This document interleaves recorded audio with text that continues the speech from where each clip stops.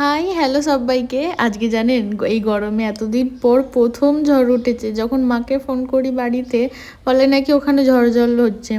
তো এখানে এতদিন হয়নি, আর আজকে যা হচ্ছে না ঝড়টা, পেপারগুলো একদম ওই তিনতলা বিল্ডিংয়ের ওপরে উঠে যাচ্ছে।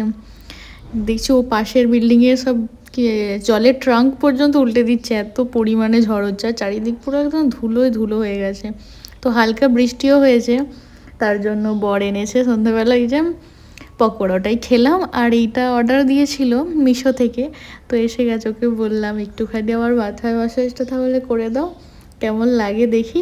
তো ওই জন্য বসে বসে ম্যাসাজ করে দিচ্ছিল, আর এত আরাম লাগছিল না কি বলবো। এটা বিশেষ করে মাথায় অয়েল দিয়ে আর একটুখানি ম্যাসাজ করলে না আরও ভালো হবে।